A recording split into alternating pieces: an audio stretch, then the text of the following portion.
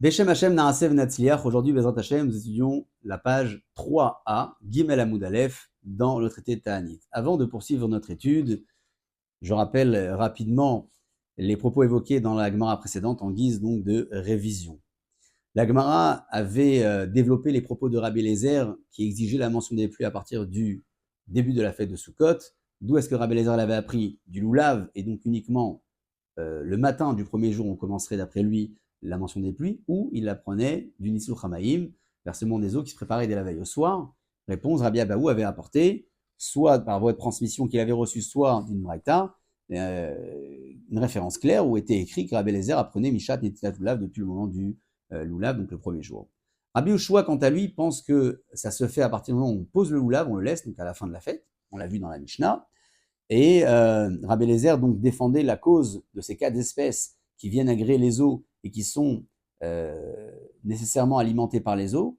Et puisque ceux-ci sont alimentés par les eaux, et sans eau, ils ne peuvent pas progresser, la même chose, le monde ne peut pas sans eau. Alors Rabbi Ushua lui avait répondu, comme il avait été noté dans les propos de la Mishnah en introduction, dans la première Mishnah, c'est un signe de malédiction, la pluie pendant la fête. Pourquoi demander ça pendant la fête de Sukkot? Il avait répondu Rabbi Eliezer, c'est pas de la demande, c'est uniquement de la mention. Et puisque la Triatamétim se mentionne toute l'année, alors qu'il y a un moment où ça viendra, les pluies peuvent être mentionnées toute l'année, et malgré le fait que ce soit qu'à un moment donné où les pluies elles tombent. Rabbi disait que c'est à partir du moment où on arrête de demander, on arrête de mentionner, donc à la fête de Pessah. Rabbi Doven Betera disait que c'est à partir du second jour de la fête, et Rabbi Akiva disait que c'est à partir du 6e jour de la fête. Rabbi Rabbi Yoshua avait donc évoqué la différence entre Pessah et Sukkot. Sukkot, c'est à partir de Moussaf, où on dit Mashiva Ruach, tandis que à Pessah, c'est jusqu'à Shacharit du premier jour. Sukkot, c'est le dernier jour, Shacharit le premier jour, à Pessah le premier jour. Et l'Agma disait, mais Rabbi Eliezer a un très bel argument contre Rabbi Ushua. C'est vrai que la Triatamétim se mentionne toute l'année, même si ça arrive à un moment donné, on peut faire la même chose pour les pluies. L'Agma avait répondu que Rabbi Ushua pouvait se défendre en disant que Triatamétim tous les jours, oui, ça peut arriver, mais les pluies, c'est pas bon. Si après le mois d'Nissan ça tombe, c'est un signe de malédiction. Une référence avait été évoquée à ce sujet.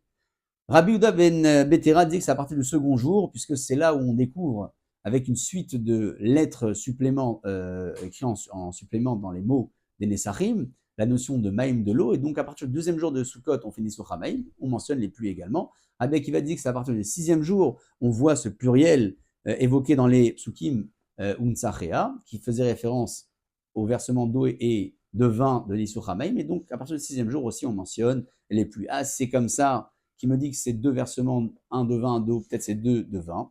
La Gemara a répondu que Rabbi Akiva, à ce niveau-là, pensait comme Rabbi Uda ben Betera, donc que la notion de l'eau est sous-entendue dans les psukim, mais pour lui, c'est à partir du moment où la Torah s'est exprimée au pluriel dans Tzachea que le versement Nisur Hamaim commence, et c'est là aussi que la mitzvah donc de mentionner les pluies commence. Nous débutons notre limoud au niveau de la 3e ligne, en haut de la page d'Avgimel Amoud Aleph. Tanya.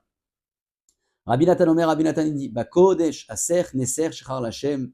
On parle donc d'un versement qui se fait Bakodesh avec une notion répétitive de ce versement. La Torah parle ici de deux versements différents. Aser, Neser. Alors, quelle est donc cette. Pourquoi Aser, Neser? Répond la Gemara on parle de deux Nisuchim différents. Echad Nisuch Hamaim, Echad Nisuch Hayayin, un versement d'eau, un versement de vin. Très bien. Donc, c'est cette répétition qui nous donne la référence de Nisur Hamaim et Yaïn. Et Matarveyou de Khamra demande l'Agmara, pourquoi ne pas dire que les deux sont des versements de vin? Imken, si c'est ainsi, dans le Shakla Vetara, il est répondu.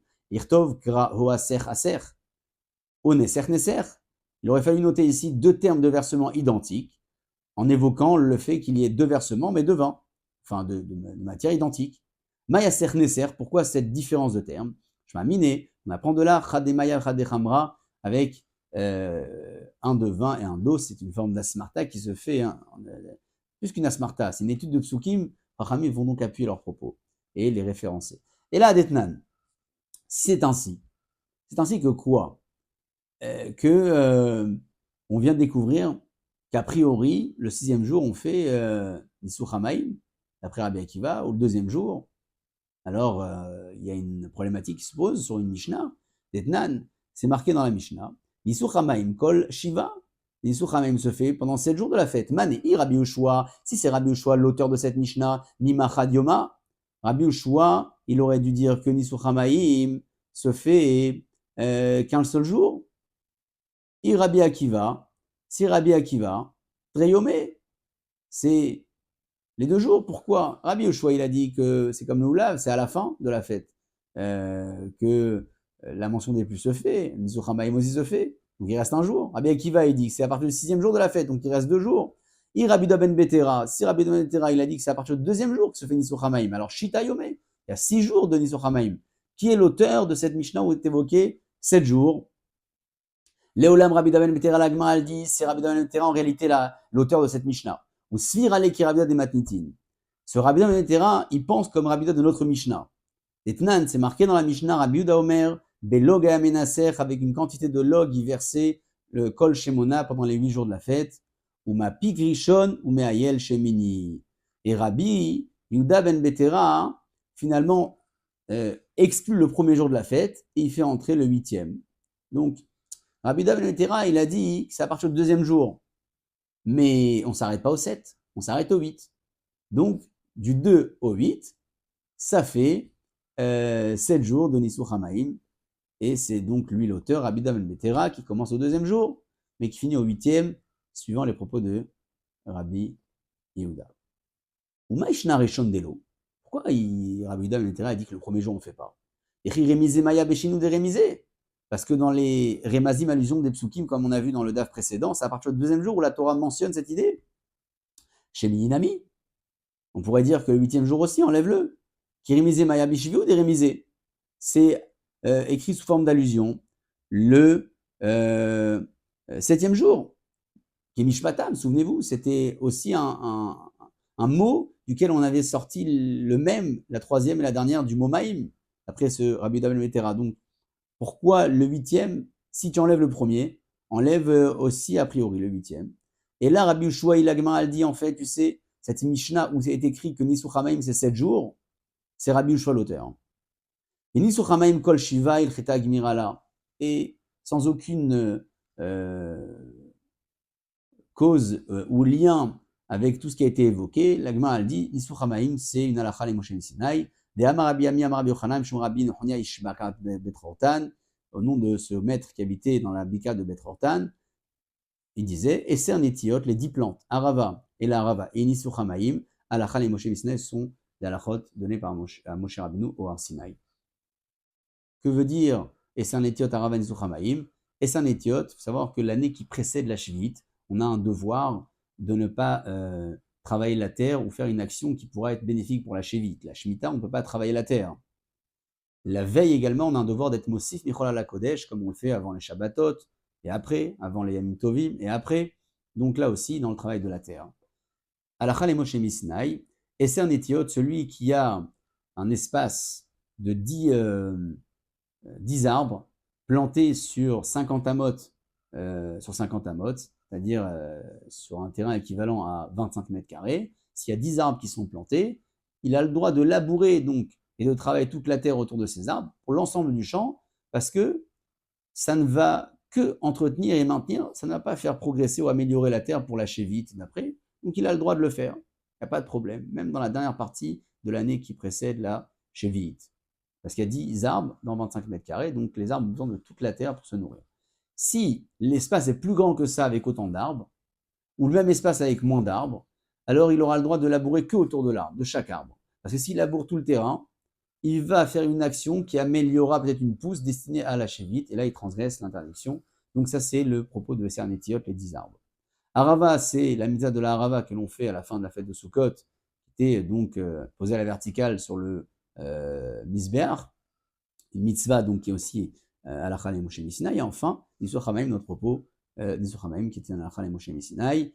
On a donc ici conclu par l'enseignement au sujet de Rabbi Akiva qui avait développé le Nisur Hamaim à partir du 6e jour, mais cette pluralité de Nisur de versement de Aser Neser fait qu'il y avait également de l'eau et également du vin, et aussi qui est l'auteur de cette Mishnah où est écrit que Nisur Hamaim c'est 7 jours de fête, c'est un maître qui s'appelait Rabbi Yehoshua, mais sans lien avec ce qui a été évoqué, c'est juste une halakha les Moshe Missinaï qui est enseignée par Rabbi Yochanan, Rabbi Amion, Rabbi Yochanan, au nom de Rabbi Nechounia de Bet Rotan.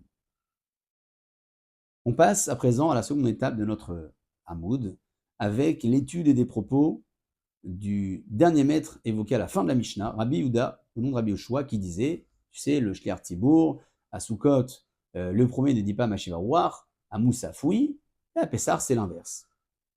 Dit la Gemara comme ça. Rabbi Yehuda, Omer Mishmur Rabbi Yoshua, vers l'Ifna Teva, celui qui passe Shliach Tzibour Beyom Tavar Haron Shel Chagdan, les jours de la fête de Sukkot, Acharon Mazkir, celui qui fait Moussaf, après Tikkun HaGeshem, il dit Mashiva Ruach. Arishon, le premier, à Shacharit et non Mazkir. Et à Pessah, l'inverse. Beyom Tov Arishon, Shel Pessah, le premier jour de Pessah, Arishon Maskir, le premier, il mentionne Acharon et non Maskir. La Gemara demande comme ça. C'est marqué Rabbi Yehuda au nom de Rabbi Yoshua. Qui est Rabbi Yoshua? Qui est ce Rabbi Yoshua? Hey Rabbi Yoshua. Elima Rabbi Yoshua des Matnitin. On connaît Rabbi Yoshua. Si c'est Rabbi Yoshua de la Mishnah, il a dit juste avant Ha'amar Beyom Tov Acharon Shel Chag Maskir. Pour lui, a priori, on mentionne Mashiva Ruach le dernier jour de la fête. Il ne fait pas de différence, Shacharit, Moussaf. Donc, qui est Rabbi Yehuda au nom de Rabbi Yoshua? De quel Rabbi Yoshua on parle? Et là, Rabbi Yoshua des Braïta. C'est un Rabbi Yoshua, c'est dans une Braïta. Ah, c'est de la Braïta. On l'a vu dans la page précédente. Amar Mishatana Chato. Il a dit que le Mashiva Ruach se dit lorsqu'on pose le loulav. Donc, a priori, c'est à la fin du 7e jour, a priori. Ouais.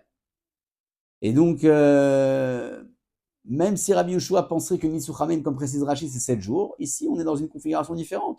On parle de Mashiva Ruach, on ne parle pas de Nisuchamaim. Et donc si c'est comme ça, on se demande qui est le Rabbi Yoshua. Rabbi Don, Rabbi Yoshua, Vetou. Et encore une question, Tanya, c'est marqué dans cette braïta. Rabbi Da Omer Shmuel ben Vetera, Rabbi Da Idun ben Vetera, Haover Lifna Teva, Biyom Tov Acharon Shel Chag. Celui qui passe l'Artibour le dernier jour de la fête de Sukkot, Acharon Mazkir, à Moussaf, il dit He Ben Betera, c'est qui ce Ben Betera? Elima Rabbi Da Ben Betera, parce qu'on connaît Ben Betera. Alors si c'est Rabbi Da Ben Betera, Amar Besheni Bechag ou Mazkir, on a dit que d'après lui, c'est le deuxième jour de la fête où on commence. Donc on est bloqué, on ne sait pas qui est le Rabbi Yoshua, auteur de Sainte Mishnah. On ne sait pas qui est le Ben Betera, également, qui dit la différence entre premier jour de la fête et la fête de Pessah. Donc on ne sait pas qui est Rabbi Yoshua, qui est Ben Betera. L'Agma, elle se pose la question. Amaram Nachman, Bar Yitzhak, Bar Yitzhak il dit Tehe be Rabbi Yoshua Ben Betera. On parle d'un autre maître. Ce n'est pas Rabbi Yoshua de la Mishnah. Ce n'est pas lié au Rabbi Yoshua qui a dit que c'est à partir d'un jour de la fête, ni à Rabbi Yoshua de la Braïta qui dit que c'est à partir du moment où on pose le loulav. C'est un maître qui s'appelait Rabbi Yoshua ben Betera. Zinin des Karel Bishme, des fois on l'appelait par son nom Yoshua. Zinin des Karel Bishme d'Avoua, des fois on l'appelait au nom de son père des Abba. Et Hamikam et Delismichou, ça c'est avant qu'il ait la Smicha et le titre de Rav. On l'appelait donc par probablement le nom de son père, et quand il avait déjà la simcha, c'était a priori par son propre titre. Donc il n'était pas mais Kamel Esmechou. Rashi il précise, je corrige, Lo avechashuv et Kamel Bishme d'Avoua. Avant sa simcha, il n'était pas important, donc on l'appelait au nom de son père. Et quand il était Mousmach, on l'appelait en son propre nom. C'est peut-être ce que j'ai dit, en tout cas c'est juste pour le préciser dans les mots de Rashi. Tana, dernière étape de ce Hamoud, après l'avoir développé succinctement avec les commentaires de Rashi oralement. Tana, le maître nous enseigne dans cette dernière étape. Betal ou beruchot, le chiyucham lazkir, la rosée et les vents, les chacham n'ont pas exigé de les mentionner.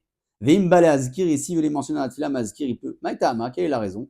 Amar Abichanina, il dit, les fiches et tsarin, ce qui ne s'arrête jamais. Ah, Betal Minalan, Delomiatzar, d'où on sait que la rosée ne s'arrête jamais. C'est marqué, Vayomer Eliaou Atishbi, Mitoshfe Gilad El Achav. Eliaou a dit à Achav, Chayashem, Eloke Israël, Acharmati Lefanav, en jurant donc avec la présence d'Akadosh Borou, Imia Shani Mael Etal ou Matar, Kim Lefit Varai. Achav était donc un roi qui avait beaucoup de choses à se reprocher. Et Elianavi lui a dit, tu verras que Akadosh Borou peut même freiner les rosées, les pluies, et ils tomberont que selon ma parole. Uktiv, et c'est marqué, Lechare Lachav, Vetena Matar Alpena Dama, Kadosh Baruch Hu, à un moment donné, va lui dire à Eliaou, va montrer à Achav, je vais mettre les pluies sur la terre. Veiluta lokama, et la rosée là-bas n'est pas mentionnée. Ça veut dire que même quand Eliyahu Hanavi a fait faire cesser, la rosée ne s'est jamais arrêtée. Maïtama, pourquoi? Mishum delomiatzar, n'est-ce pas qu'elle n'a pas été mentionnée dans le rétablissement des pluies, parce qu'elle ne s'est jamais arrêtée. Ah, puisqu'elle ne s'est jamais arrêtée, Eliyahu, Ishavu, et l'âme à l'épreuve, Eliyahu, devant Achav, il a juré, les pluies, les rosées vont s'arrêter, si ce n'est qu'Akadosh Baruch Hu décide de les envoyer. Alors pourquoi il a dit les rosées? Ça ne va jamais s'arrêter. Répond la Gemara, deuxième ligne en haut de la page 3b, Gimel Amoudbet. Achika Amarle, ainsi, il lui avait dit, Afilutal de bracha namiloate, même la rosée de la bracha ne viendra pas dans ces moments. Elle viendra, mais pas de la bracha. Il y a une rosée qui est bonne, une rosée qui n'est pas bonne, comme il dit Rashi, c'est-à-dire que même si on aura la rosée, elle ne va pas faire pousser quoi que ce soit. Ah, Velia Deletal des bracha, pourquoi Eliyahu Hanavi devant Achav à la fin, quand les pluies ont été rétablies, il n'a pas dit, à ce moment-là aussi, on va rétablir la rosée de la bracha. Répond la Gemara, Mishum delomid keramilta, parce que on n'aurait pas reconnu et fait la différence dans ce miracle extraordinaire, parce que la rosée tombait déjà, et donc la force d'Akadosh Baruch Hu transmise par le prophète et Eliyahu devant Achav n'aurait pas été reconnue si il avait mentionné le rétablissement de la rosée qui était déjà en fonction déjà. Mais il voulait rétablir la rosée de la bracha, mais on ne l'a pas remarqué. Tandis que les pluies s'étaient arrêtées, et quand il les a rétablies, ça a réellement fait un rochem, donc une marque de la grandeur d'Akadosh Baruch Hu. Baruch Adonai Le'olam, Amen ve Amen.